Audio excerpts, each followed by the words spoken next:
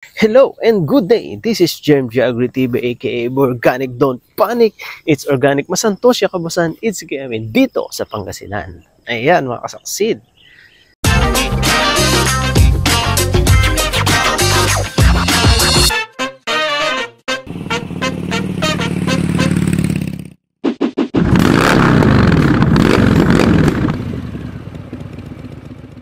Good morning sa atin mga kasaksid. No? At alas 6 ng umaga at nandito tayo. Ito po yung first demo natin dito kay Sir Roger po. Dito sa kanyang tanim. At 7 days po, sakto ngayong araw. 7 days after lipat tanim. Sabi ko, yun yung pwedeng mag-spray po ng Goshen foliar fertilizer. So ito po, isprayhan niya na po ito. Yan.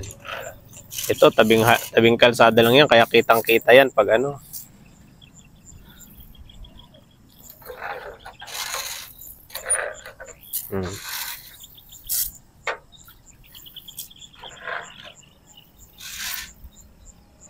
Ayan. Goshen all-purpose foliar fertilizer. Ayan.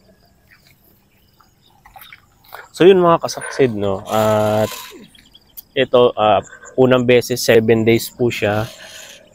Nisprayan na ni Sir. Ang susunod po natin nito is 20 or 22 days. So, mag-aano tayo ng araw na kailangan nating anuhan si Sir. Kung ano yung date niya ulit ito ma-sprayan. So, almost 1,000 square meter lang to. Ayan, makikita nito. At lalagyan natin ng tusok dyan, mga kasaksid, para makita ng mga farmers na dumadaan yung magiging demo natin. Ayan, antayin lang natin siya hanggang sa matapos siya, Sir. Okay. So ito po palang ni Sir, mga kasaksid, itong kanyang tanim is RC160. Okay, hanggang dun, yan, RC160. Ito, yan, yan yung tanim niya. Mas susubukan na si Goshen, no? Goshen all-purpose foliar fertilizer. At makikita natin kung gaano siya katalab dito sa tanim ni Sir. At kanyang ayan, andun na siya. Mabilis lang to mga kasaksid. Ano lang kasi 1,000 square meter. Pakita ko pala sa inyo mga kasaksid yung diba kung napansin nyo dati ay nung siguro last year pala yung ating blinag kay Sir Rupo, no? Yun yung dapog technique. Ito na po siya ngayon, nailipat, tanim na po siya. Ano rin to? Demo rin to ng DA. Ayan, puntahan natin mga kasaksid. Ito na si Sir.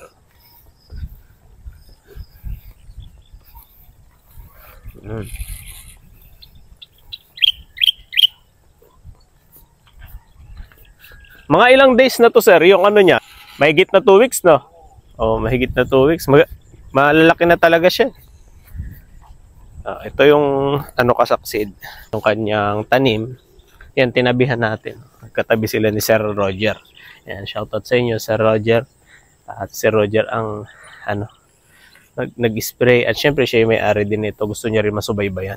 Okay? So ito po yung ng DA, yung kanilang demo na nagawan po ng dapog. Ayan. Magaganda na siya. Mahigit 2 weeks. RCM++. Ay plus LCC. Ayan. Ayan mga kasaksid. Yan, medyo madilim-dilim po kasi magbubukang liwayway pa lang. Bubukang liwayway. Ayan. Ayan siya mga kasaksid. Hindi ko alam kung anong to. Nakalimutan ko na kung anong variety nitong ni Sir Rupo eh. Ayan. Nauna siya. Okay. Sabi, no? Pag umaga talaga, grabe, iba yung feeling talaga pag morning. Kasaksid. Kaya shout out po sa lahat ng mga farmers dyan, no, na masisipag, grabe. Nakakatuwa din na yung ating mga tanim, no, nakikita natin na maganda yung nagiging outcome niya. Meron pala ako natutunan, no, at may napanood ako na sabi po niya, ayan, pag sobra daw po ang nilalagay natin nitrogen na abono, ayan, sa halaman natin, no, kung sobrang nilalagay natin, nasasayang daw to mga kasaksid, nag-i-evaporate daw to. At ito ay, ayan, napupunta dahil ang kinakain lang pala ng halaman natin is 20% lang ng nitrogen ang kaya niyang kainin. So kung 50% ang nitrogen na nailagay mo, 20% ang makain at yung 30% mawawala, mga kasaksi. Yun yung po pag sa nitrogen. Pero sa iba naman po hindi. Sa phosphorus, potassium, di naman po siya. Okay. Tapos, ayan, pag tag-ulan, lalo na pag tag-ulan, siguro sa first cropping, ganyan, or second cropping, o first cropping, mga ganyan. Sa tag-ulan, pag magtatanim kayo, hindi kailangan dapat ng maraming abono. Ayan. Dapat sakto lang yung ilalagay nating abono sa ating pananim. Kung mapag-aralan nyo, mga kasaksid, yung tinatawag na -1 element.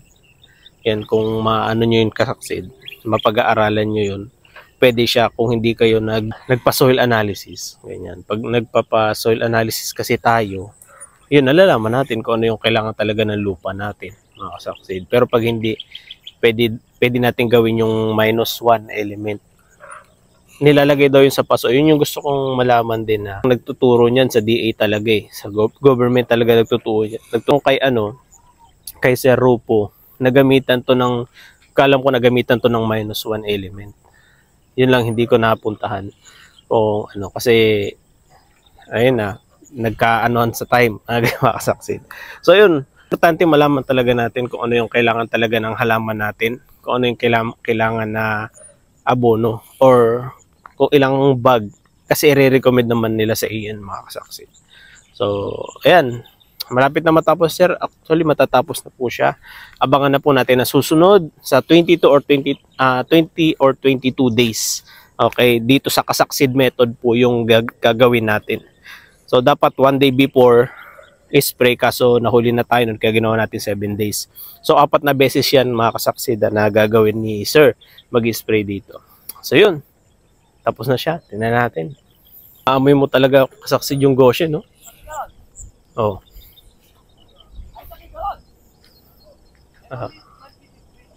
Ayan, mga kasaksid. Tapos na siya. Almost. So, amoy na amoy mo ang Goshen all-purpose foliar fertilizer.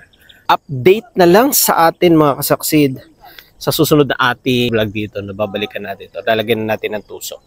Yun, maraming salamat po sa mga tumapos ng video, sa mga nag-like, comment, subscribe, at nag-share po ng ating vlog. Maraming salamat po sa inyo, mga kasaksid.